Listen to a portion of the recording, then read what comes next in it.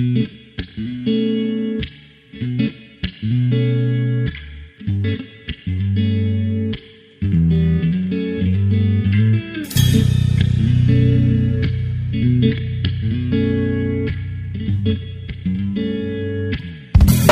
going on, everybody?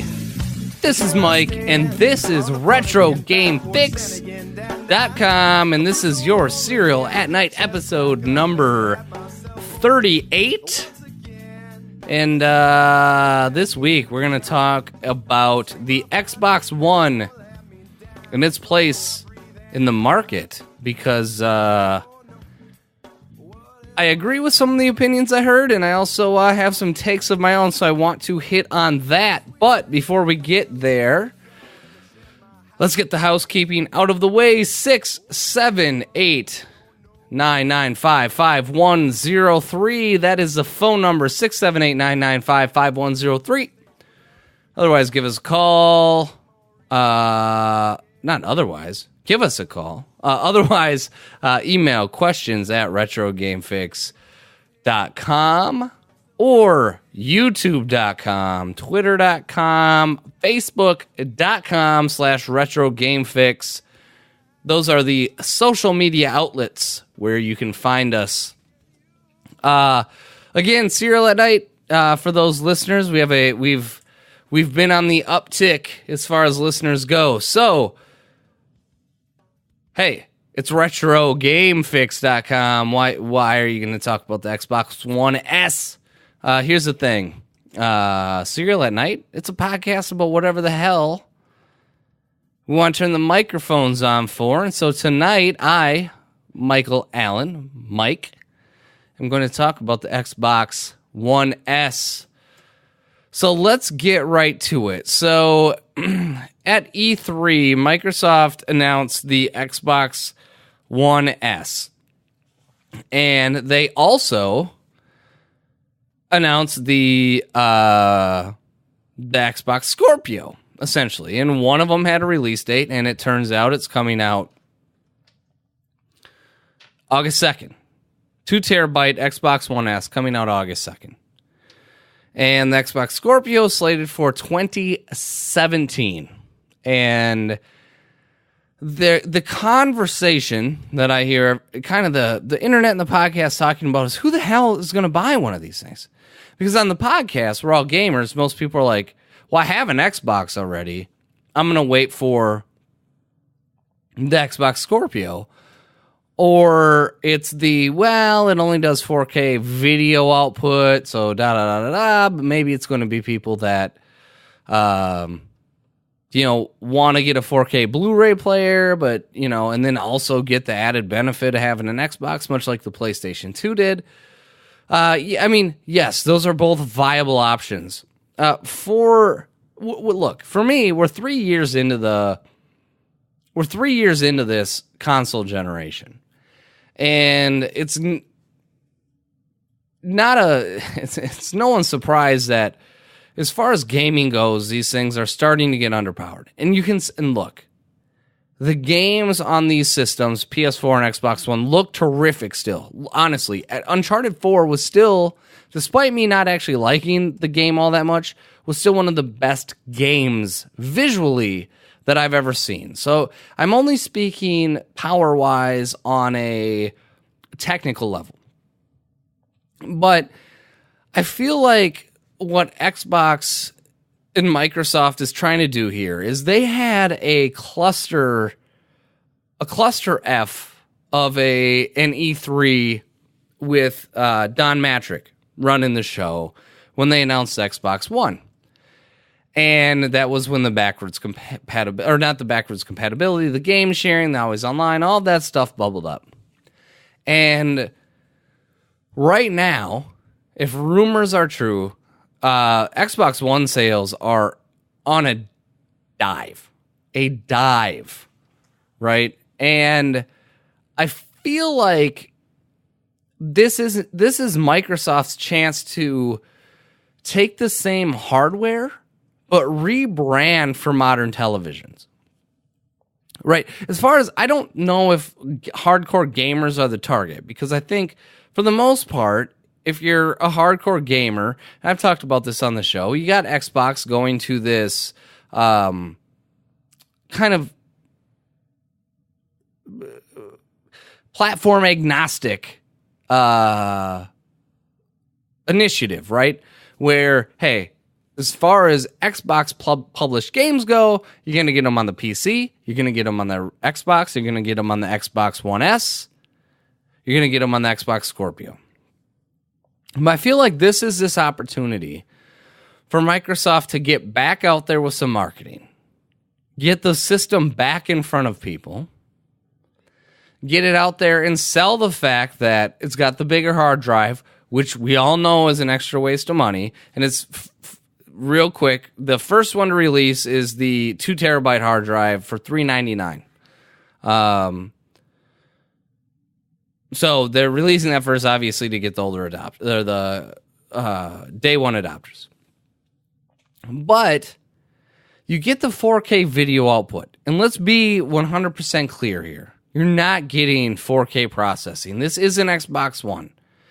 Technically speaking, they've said it's a bit more powerful. That's not going to be used for games. If you've used the Xbox One lately, which I have, it's one of my primary consoles, obviously right next to my PS4. The menus, the operating system, everything is a bit slow, a bit laggy. And so I think this is an opportunity to provide a bit better hardware, get the 4K video playback in there. I think it may do 4K upscaling and get a smaller, nicer looking box out there. And at the end of the day, separate itself with a new marketing campaign. Essentially, it's the Xbox rebrand, and they're kicking it off with the Xbox One S. Now, am I going to buy it? No. Are people that listen to this podcast going to buy it? Probably not, unless you don't have an Xbox One yet and you want one. But at that point, we're on the verge of PlayStation Neo and Xbox Scorpio, right? What this is for, I don't even know. Look, every time hardware revisions come up, it's because they have processes in place in order to decrease the manufacturing costs of the hardware, repackage it, rebrand it, and publish it, and make a larger margin on the stuff that they're selling. Right? I don't think it's anything deeper than that. I don't think we need to say, well, who is this for? Who is this for? Who is this for? Well, it's pretty clear. Right? And I'm sorry, I'm trying to not cuss as much, but it's pretty clear who it's for. It's for people that want 4K Blu-ray and 4K output to their 4K TV that probably don't care about 4K gaming, because this thing isn't going to do actual native 4K gaming. Or it's for those that haven't upgraded yet.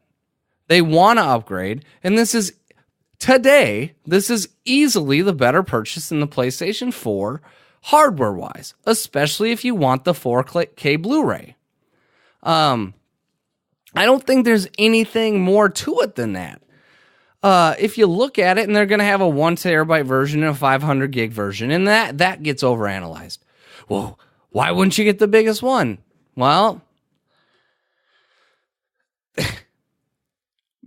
because if somebody did want to upgrade, or there is a enthusiast out there that already has an external hard drive. I mean, I'll use myself as an example. I am intrigued. I'm not going to upgrade, but I'm intrigued for the 4K Blu-ray output because I have a 4K TV. And I also have an external 4 terabyte hard drive that all of my Xbox One games are on. I'm not going to spend $400 because I like the convenience of just being able to unplug and plug in my 4 terabyte hard drive into the system and into another system without re-downloading them, re-this, re-that. I also have 2 Xboxes.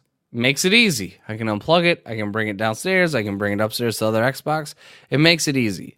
But I don't feel like there's this reason to overanalyze why Xbox is doing this, or why Microsoft is doing this. That's the thing that always cracks me up about podcasts is It's not for me, so it's not right. No, you know what? At the end of the day, Microsoft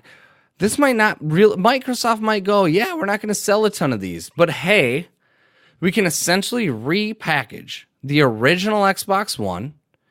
We can cut manufacturing costs while adding 4K Blu-ray support to appeal to another segmentation of our audience, another segment of our audience with the 4K Blu-ray support,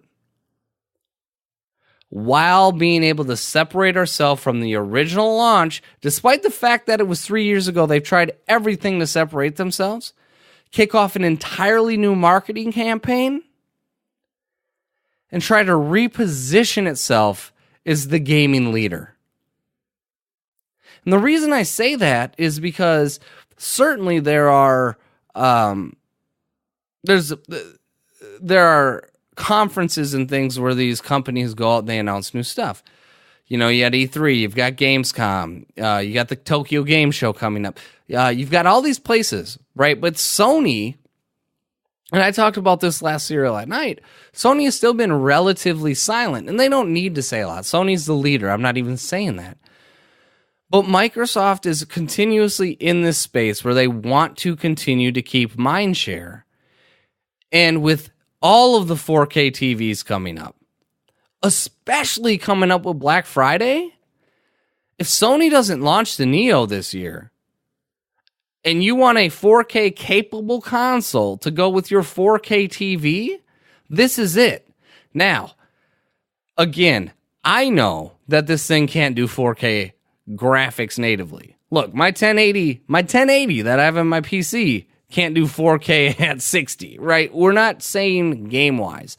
What I'm saying is, as far as marketing goes, Microsoft can hit the ground running this Black Friday, this holiday season, with a 4K capable console when 4K TVs are really going to be all the rage. That's what it's about, right? Does the PlayStation 4 do 4K? No. I mean, we're talking about sales reps at the Best Buys or the Amazons or the misinformation you find on the internet. We saw how misinformation torpedoed the Xbox One for 3 years now, when it's still a viable console, and my favorite console right now, mostly because of the racing games, but it misinformation and terrible marketing torpedoed the Xbox One to this point. So they're getting ahead of it. And they can confidently say it is the first 4K capable console. And it's funny because Sony is Blu-ray. And Xbox One is hitting the ground first with theirs. And so that's where I feel like the Xbox One S fits in the market. I don't think as gamers that we really need to overanalyze who is it for, right? Like I said on episode 37, I don't care what you're playing, where you play it, how you play. Play what you want. Spend your money on what you want. I don't care about that. And no one else should. But at the same time, to sit here and try to be, armchair quarterbacks, look, Microsoft has more R&D and more money into marketing than we do. And you can say, well, then how did the Don Matrix situation happen? Well, at the end of the day, somebody's driving the ship and companies do stupid shit all the time. But I don't think this is going to be an area that Xbox screws up. I just don't. And I don't think as gamers and hardcore gamers, as one is that listens to this podcast, I don't feel like, I don't feel like it's a product for us. Again, like I said before, I feel like this is a chance for Microsoft to rebrand the Xbox One as a 4K capable output player. And you pair that with Netflix outputting at 4K. And again, I get bit rates. I get the fact that, look, I could render a video that looks like shit on my computer at 4K. I get it, right? But it's all about marketing. And again, this is what I was talking about in episode 37. This is that console war game of cat and mouse at the business level that is just fascinating to me. I love this stuff. And there's a lot to be learned from it too. When you see what works, what doesn't work, like I think it's great. And at the end of the day, I don't own stock in these companies. I don't have skin in the game. I just like to play games, but it's fun to watch how they choose to market their products. And, I just, as gamers, I think we need to dial back sometimes and go, well, who they're trying to get? And go, there's, at the end of the day, if Microsoft's seeing sales decline, maybe they went, we aren't selling shit. Right, last time we checked, the Xbox One was being outsold 2-1. Who knows? Maybe it got to the point where it's 4-1, and they went, yo, we gotta get this Xbox One S out quick. We gotta rebrand quick. We gotta get back in the mind share of consumers, and we need to at least appear to be on the cutting edge. And I think this does that, especially 2 terabyte. I mean, technically speaking, the PlayStation 4 is still $349, right? At 500 gig, you're getting a 2 terabyte Xbox One S console with 4K output for $399. Again, I ain't gonna buy it, but that's not a bad message to get out there. Another thing to keep in mind, last gen, I mean, eventually as things get cheaper, people start to adopt multiple consoles, people start to adopt other technology. We'll just see how it lands. But I think this is Microsoft's first step in creating Xbox the brand, which is platform agnostic, and this is going to be how they kick it off. And then they'll move into Scorpio, they'll continue to support the PC. Man, it's all good. And I said this last podcast, but hey, as long as the companies are competitive, good time to be gaming. Great time to be gaming. And with Microsoft's initiative and recommitment to, you can sit here and say Microsoft's tried to recommit themselves to PC gaming. At the end of the day, yeah, they have, and they failed multiple times. But as a racing gaming fan, if I can get me some Forza at 4K, bring it on.